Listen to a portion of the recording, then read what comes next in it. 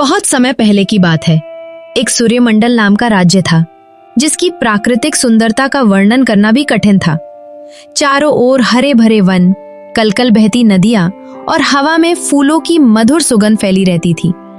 ये राज्य केवल अपनी सुंदरता के लिए ही नहीं बल्कि अपने न्यायप्रिय और प्रजावत्सल राजा वीरसे के लिए भी प्रसिद्ध था। राजा वीरसे की प्रजा उनसे बहुत प्रेम करती थी क्योंकि उनके शासन में सभी सुखी और समृद्ध थे। राजा के जीवन का आधार थी उनकी रानी मालिनी।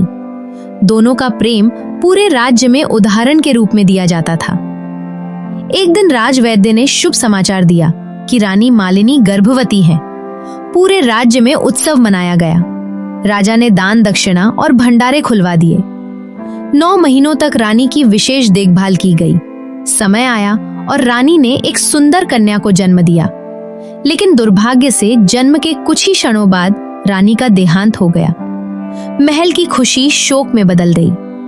राजा वीरसे इस दुख को सहन नहीं कर पाए और उन्होंने अपनी नवजात बेटी को ही इसका कारण मान लिया। उन्होंने अपनी विश्वसनीय दासी ललिता को आदेश दिया कि वो बच्ची को मार दे, लेकिन दासी ललिता ने मना कर दिया और कहा कि बच्ची निर्दोष है। अंततः राजा ने उसे जीवित रहने दिया, पर शर्त रखी कि वो उनकी नजरों से दूर रहे। उन्होंने उसका नाम रखा दुर्भागिनी। ललिता ने उसे अपनी बेटी की तरह पाला, लेकिन महल में उसे कभी राजकुमारी का सम्मान नहीं मिला। वो साधारण कपड़ों में रहती और नौकरों जैसा काम करती।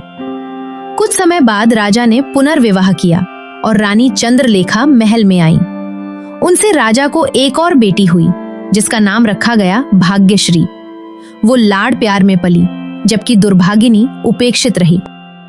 धीरे धीरे दुर्भागिनी का मन भक्ति में लगने लगा। एक दिन उसने महल के पास संतों की सभा देखी, जहां महान संत कबीरदास जी प्रवचन दे रहे थे। वो चुपचाप वहां बैठकर उनके उपदेश सुनने लगी।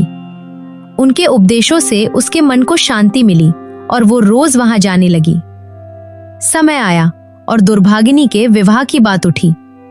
रानी चंद्रलेखा ने कहा कि उसका विवाह किसी गरीब और अपंग व्यक्ति से कर दिया जाए।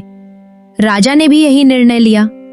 अंततः उसका विवाह एक अंधे गरीब युवक दयाराम से कर दिया गया। ससुराल पहुंचकर दुर्भागिनी ने गरीबी में भी धैर्य और सेवा भाव से जीवन जीना शुरू किया। उसने मेहनत करना शुरू किया और एक दिन बेचने लगी। एक दिन संत कबीरदास जी ने उसकी परीक्षा ली।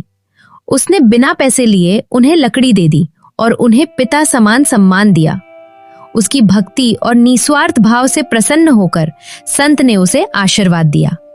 कुछ समय बाद चमत्कार हुआ।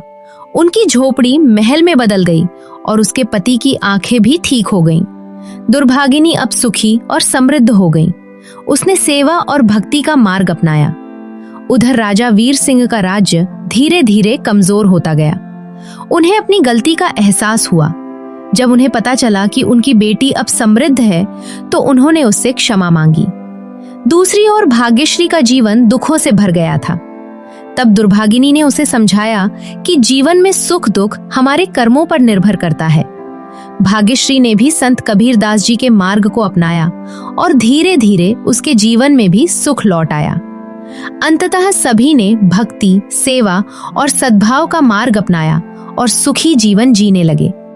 ईर्ष्या, अहंकार और द्वेष हमें दुख और दरिद्रता की ओर ले जाते हैं, जबकि सेवा, प्रेम और निस्वार्थ कर्म हमें सच्चा सुख और सौभाग्य देते हैं।